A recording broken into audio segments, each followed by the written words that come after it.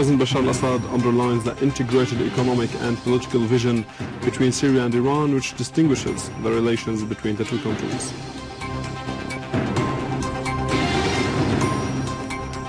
And Syrian Arab army units kill and wound terrorists and destroy their gatherings in the vicinity of the airport south of Deir ez-Zor city.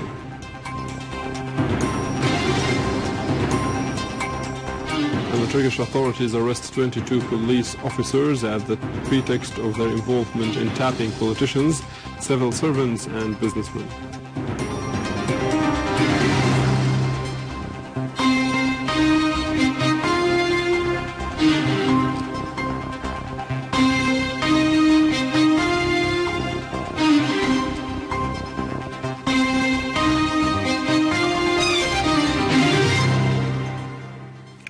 Good afternoon, this is news in English from the Syrian Arab television in Damascus.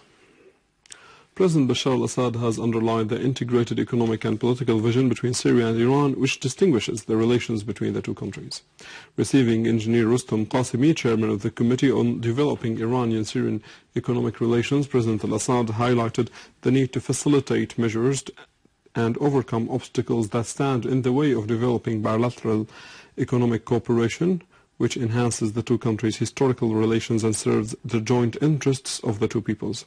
Qasimi reiterated his country's stand on the side of the Syrian people in the face of the unjust war targeting them and its keenness to offer the necessary support and expertise in order to enhance Syria's steadfastness until victory is achieved. Syrian Arab army units have destroyed several hideouts belonging to Takfiri terrorist organizations, killing and wounding many of them, including Chechen and Saudi mercenaries in the eastern Ghouta district. Syrian Arab army units have also realized a remarkable progress along the southeastern axis of Jobar neighborhood, seizing several buildings following clashes with terrorists, during which many of them were killed or wounded. In Daraa and its suburb, the Syrian Arab army also destroyed terrorist hideouts in several areas, killing some armed men and wounding others.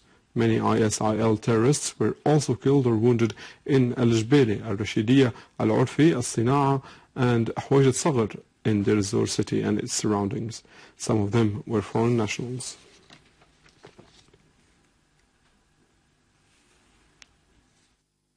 The Ministry of Interior has announced that the security branch in Aleppo has captured the armed gang, including a woman who used to break into and ransack citizen houses claiming to be security men.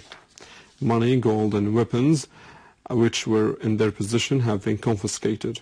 It became clear during investigation that they had dropped more than 10 houses in various areas in Al-Furqan, Halab al-Jadida, Shahba and Al-Azizi. The stolen objects have been estimated to be worth more than 2 kilograms of gold and millions of Syrian pounds.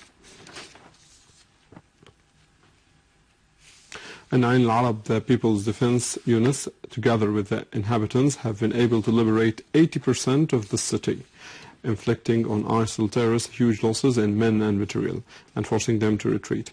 Fierce battles have been waged by the people in the southern front of the city in order to fully clear it of terrorists. Such developments have caused more of the inhabitants to return home, to get rid of their long suffering in the Turkish camps of humiliation on the other side of the borders.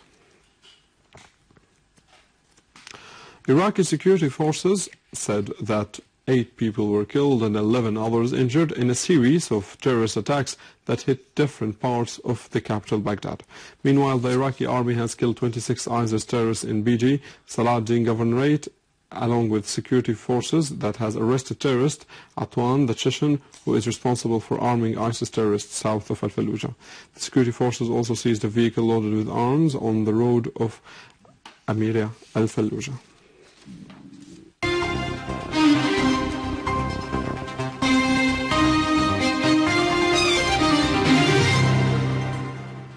The Bahraini authorities have decided to keep Secretary General of the opposition Al-Wifaq National Islamic Society Ali Suleiman in jail for another 15 days on charges of what it claimed advocating change of the regime by force. The society has issued a statement saying that keeping its Secretary General in jail had dealt a severe blow to the political life in the country and blocked any possible solution to find a way out of the crisis in Bahrain, which meant that the Bahraini regime has persisted in its oppressive measures, causing the political, security and social life in the country to deteriorate. The society has called for immediate release of Mr. Suleiman because keeping him in jail would be an adventure that would have dire consequences, which in turn would not serve the best interest of Bahrain, according to the statement. The Turkish police has detained 22 army officers on charges of bugging on politicians, public employees and businessmen, raising the number of the detainees to 82 officers who have been detained in the last few months, including Erdogan's personal bodyguard. It is to be noted that Erdogan's government has launched a fierce campaign of detention against his opposition figures, including supporters of his political rival Fethullah Gulen, accusing him of establishing what it called a parallel state within the administrative body of the state and making attempts to topple him.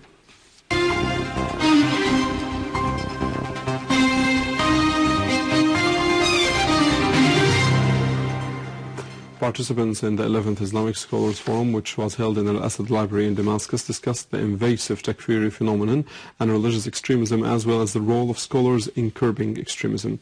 The Minister of Religious Endowment, Al-Assad, stressed that organizing this forum to discuss the takfiri war waged on Syria, Islam and that resistance, emphasizing that the Syrian people and the Syrian army's steadfastness in face of the conspiracy targeting the country. He also called upon the Islamic scholars to spread the true essence of Islam and face all falsification and distortion attempts by takfiri thought.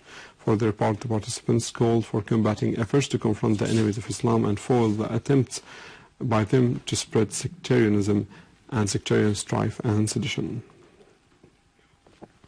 With this, we conclude our news for today. Thank you for watching. For more details about Syria and the region and to view this bulletin again, you can always visit our website in English, www.syriaonline.sy. Now to the latest news and business with Nariman, but after a short break.